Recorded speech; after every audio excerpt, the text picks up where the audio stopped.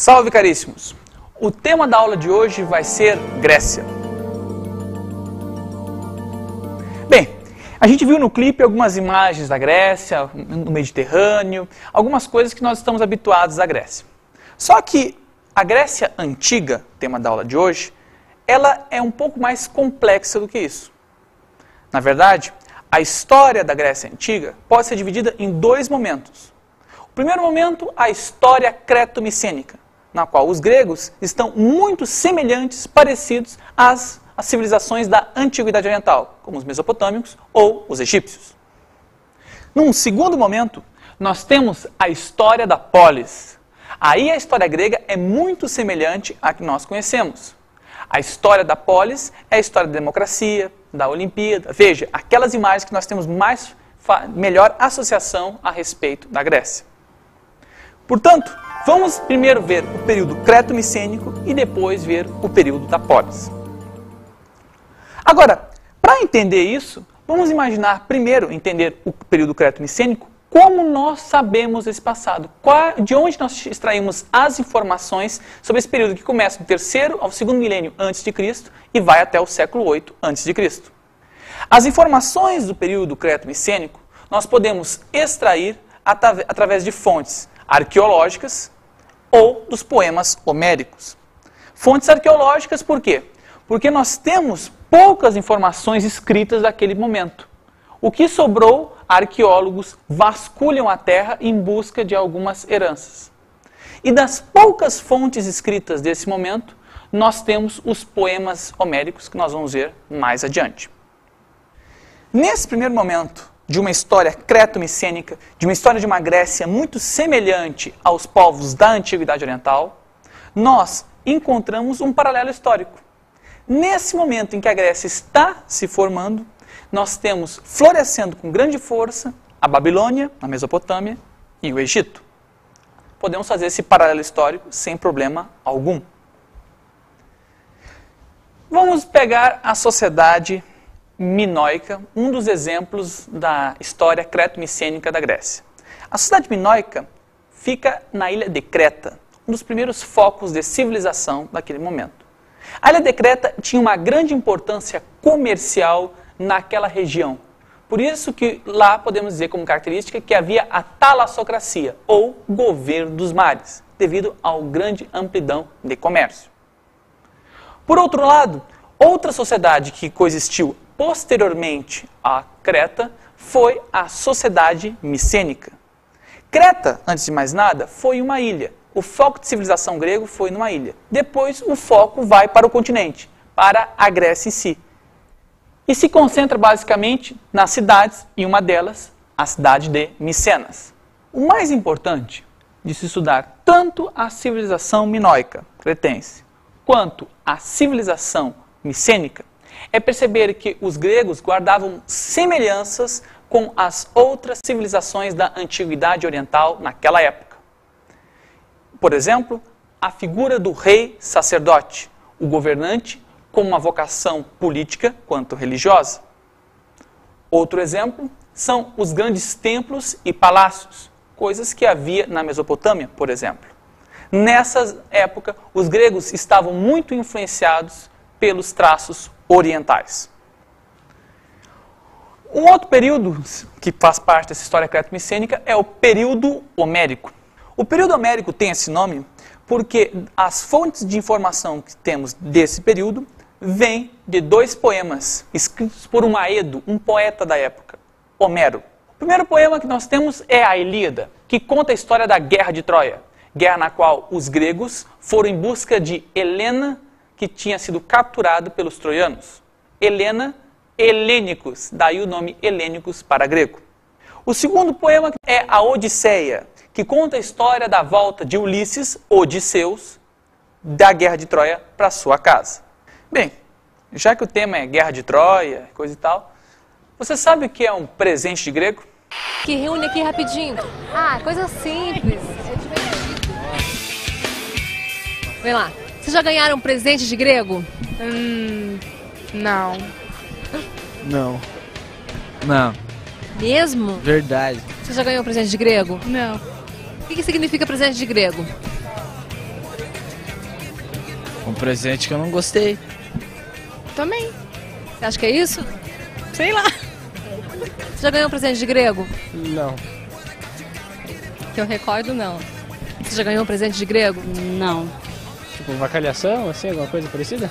E você sabe de onde vem essa expressão, presente de grego? Presente de grego? Não sei. Presente de grego deve ser alguma coisa que pra você deve ser horrível. E de onde vem essa expressão, você sabe? Ai, já não sei. Tem tanto ditado por aí que não Sabe de onde que vem essa expressão? Não sei.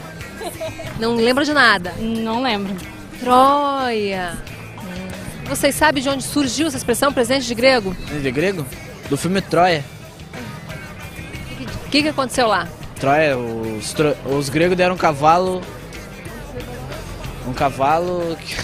um presente de grego para os troianos. O que tinha dentro do cavalo? Tinha um monte de grego. E aconteceu o quê? Daí os gregos invadiram a Troia e destruíram Troia. Bom, na enquete você viu que alguns sabiam, outros não tinham muito bem certeza, mas de fato, o presente grego faz referência ao episódio da Guerra de Troia, que é o cavalo de Troia. Quando os gregos entram dentro de um cavalo que fica fora da cidade, os troianos pensam que os gregos desejam a paz e já foram embora, recebem um cavalo com grande festa e à noite os grandes guerreiros dos gregos saem do cavalo e dominam a cidade, vencem.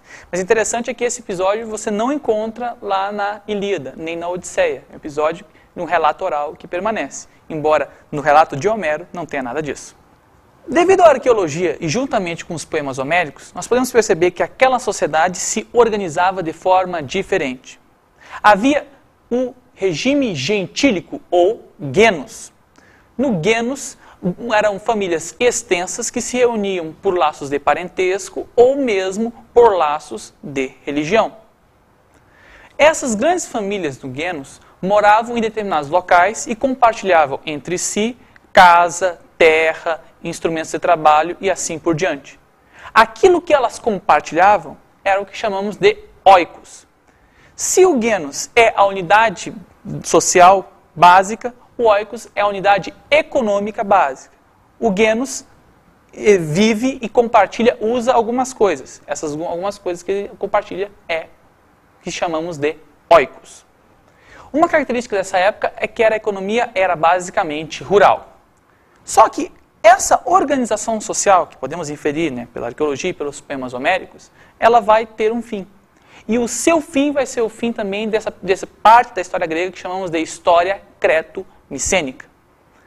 Agora haverá o surgimento, o aparecimento do Estado e de uma nova forma de organização, a polis. O aparecimento da propriedade privada ocorre concomitante a isso. Junto com o aparecimento do Estado, que é uma diferenciação política, há uma diferenciação econômica. Agora há diferenças entre os bens. Alguns vão pertencer a determinadas pessoas, outros vão ficar sem nada. Isso significa que vai surgir uma aristocracia, um grupo que vai se diferenciar e vai ficar com as melhores terras. Esses aristocratas que vão ficar com as melhores terras mostram exatamente isso. O surgimento de uma diferenciação no qual há uma aristocracia e, de outro lado, há os tetes ou tetas. Aqueles indivíduos que nessa mudança ficam sem propriedade privada, aliás, ficam sem terras. São os sem terras da Grécia. Além disso, nós podemos perceber que nessa época é o surgimento dos primeiros escravos domésticos. Os primeiros escravos domésticos significa que a Grécia, a partir de então, vai se voltar à escravidão. É por isso que esse momento é o período da transição entre o comunismo primitivo, uma comunidade primitiva, e o escravismo, a escravidão. Temos, portanto, agora um novo período, que substitui a herança creto-micênica, que é o período da polis, a história da polis, do século 8 ao século 2 a.C. A história da polis, ela inicia no período arcaico, que é o período que nós podemos dizer da organização dessa nova estrutura, que é a polis. Do período arcaico, nós temos o colapso do genus. colapso da estrutura gentílica. Nesse momento, nós temos a formação da polis, a estrutura diferente do genus, oligárquica, na qual poucos têm o poder. Esparta é um exemplo dessa polis. Ela tem como características ser uma sociedade e educação voltadas para a guerra. O regime espartano é o regime que privilegia a guerra, o confronto militar. O Estado é o regulador da vida familiar e dos cidadãos. Isso porque um cidadão espartano, desde o seu nascimento, estava fadado ele servir ou não o Estado. Se ele fosse uma criança com algum defeito de nascimento, alguma deficiência, ele poderia ser até morto, não seria capaz, não seria um bom soldado.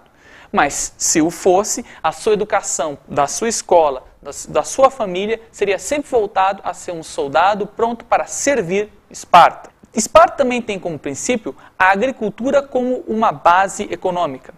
A agricultura tendo base econômica significa que Esparta não se dedicava tanto ao comércio, mas sim basicamente às questões agrícolas. As camadas sociais de Esparta são basicamente três: esparciatas, periecos e ilotas. Os primeiros, detentores de garantias políticas e riqueza, são homens livres. Os segundos não têm tanta a participação política e nem tanta riqueza. E os últimos ilotas são escravos pertencentes ao Estado espartano, sempre explorados a respeito disso. Em Atenas, nós também temos, durante o período arcaico, a sua organização. Atenas tem no comércio o seu foco. Se Esparta era a agricultura, Atenas era o comércio. As camadas sociais em Atenas são várias. Nós temos os eupátridas, aqueles que detêm riqueza e direitos políticos, são homens livres. Nós temos os georgóis, aqueles que ficaram com as piores terras, as melhores ficaram com os eupátridas, as piores ficaram com os georgóis. Os georgóis eles não têm tantos direitos políticos assim e não são tão ricos, embora livres. Nós temos os demiurgos, que são basicamente os georgóis que não conseguiram suas terras e agora trabalham no comércio e lucram com isso. Nós temos os tétis ou tetas. Os tétis são os sem terra, aqueles que não têm terra nessa fatia. E por fim nós temos os escravos, esses sim, sem direitos políticos e sem riqueza. É nessa época do período arcaico que a polis vai se formar. Só que será no período clássico em que a polis encontrará o seu apogeu. Mas as polis gregas que encontrarão o seu apogeu no período clássico também encontrarão a guerra por cima. A primeira das guerras do período clássico foram as guerras médicas. As guerras médicas foram o confronto em que os gregos enfrentaram os persas, que na época queriam invadir o território grego em busca de melhor situação comercial. Os gregos se reuniram todos em torno de uma aliança contra os persas, que ficou conhecido como a Confederação ou Liga de Delos, os gregos unidos contra os persas. Quando essa aliança lutou, venceu os persas, venceu as guerras médicas. Como consequência, além do fim da ameaça persa, temos o surgimento, despontar de uma das cidades-estados gregas que melhor se portou e mais frutos conseguiu com essa guerra, Atenas. É o período da Atenas democrática, no qual a Atenas atinge o seu auge, seja o auge econômico, político, seja o auge artístico, filosófico, em suma, cultural. É o tempo da democracia grega, o tempo da Atenas democrática, o século de Péricles. Falar da democracia grega é interessante, por ser uma coisa que está muito comum nos dias de hoje. Porém, todo cuidado, a democracia grega é muito diferente daquilo que muitos pensam. Para participar, tem que ser cidadão. Para ser cidadão, tem que ser homem, ter acima de 21 anos e o pai e a mãe ser ateniense. Isto é, uma minoria, comparado ao restante da população. Nem todos participavam. Outro detalhe, a democracia grega deu certo também porque ela está baseada em dominações. Uma dominação interna, porque a dominação interna, a escravidão, sustentava as instituições democráticas. Sem o escravismo não haveria Atenas. e também uma dominação externa. Isso porque, após as guerras médicas, Atenas encontrou o seu auge, a sua força frente às outras cidades do Estado grega. Essa força de Atenas frente a outras cidades revelou um imperialismo ateniense, um modo autoritário de Atenas frente às outras cidades. Isso fez com que algumas cidades se rebelassem contra Atenas. E um exemplo foi Esparta. Esparta, na verdade, não aceitava essa política de dominação de Atenas. Esparta foi contra, e sendo contra, arregimentou outras cidades ao redor de si. É a formação da Confederação do Peloponeso. A Confederação do Peloponeso é a confederação de cidades lideradas por Esparta que não aceita a dominação de Atenas. Essas cidades, lideradas por Esparta, vão se opor à Liga de Delos, a liga que foi criada lá nas Guerras Médicas para dar origem, para combater, na verdade, os invasores persas. Na verdade, essa dualização, essa polarização da Grécia entre os aliados de Esparta e os aliados de Atenas, entre os aliados de Atenas, a Liga de Delos, e os aliados de Esparta, na Liga do Peloponeso, vai gerar a Guerra do Peloponeso, a guerra definitiva que vai fazer com que toda a Grécia lute entre si. Vamos ver um texto agora para ilustrar melhor essa ideia. Fim de tarde, late afternoon.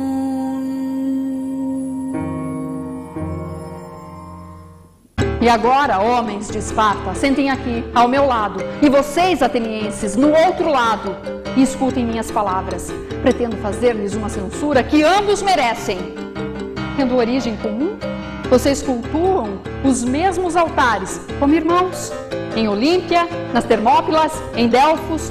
No entanto, vocês estão destruindo os homens e as cidades da Grécia. Não se recordam, homens de Esparta, que 4.000 atenienses vieram em seu socorro quando os messênios tinham nos atacado? E o Deus enviou também um terremoto? Não pensem que vou poupar os atenienses. Não lembram como os espartanos vieram com armas nas mãos para socorrê-los quando vocês eram escravos e enfrentavam os tessálios? Então, podendo recordar de muitos feitos de grande nobreza, vocês combatem uns contra os outros? Por que não acabam com essa vilania? Por que não fazem a paz?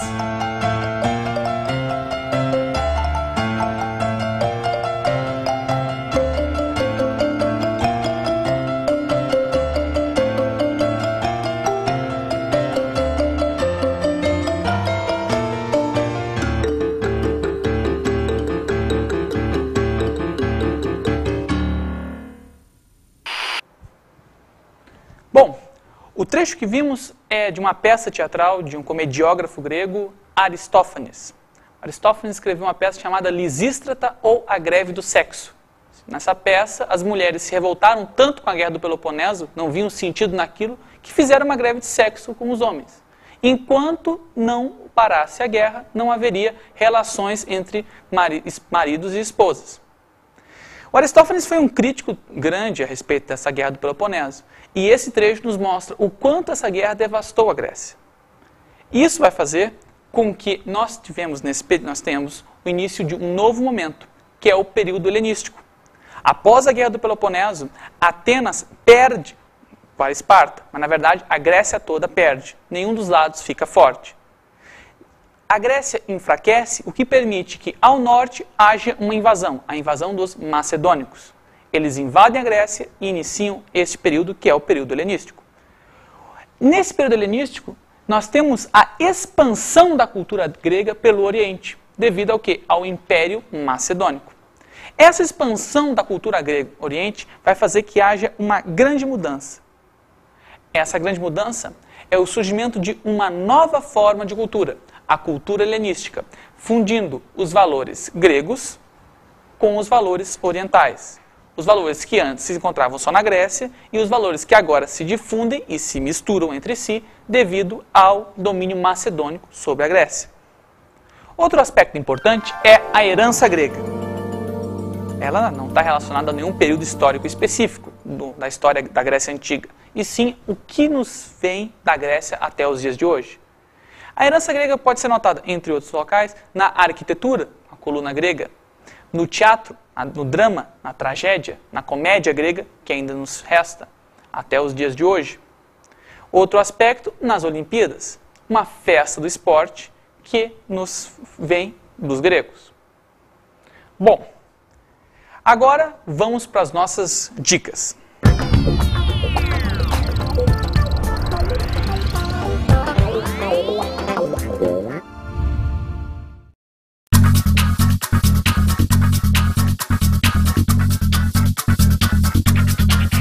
Bom, gente, como dica de estudo, sugiro vocês lerem, encontrarem por aí as histórias da mitologia grega.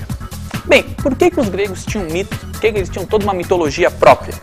Porque era através da mitologia que eles explicavam o mundo. Não havia ciência, não havia laboratório, nada disso. Não havia pensamento de uma outra forma. É através da mitologia que eles explicavam. As histórias dos deuses era isso. Só a filosofia veio mudar um pouco isso, mas veio depois. Portanto, uma boa dica, a história de como os gregos viam o nascimento do mundo, como eram as coisas, através das histórias dos deuses gregos. Fica aí a dica.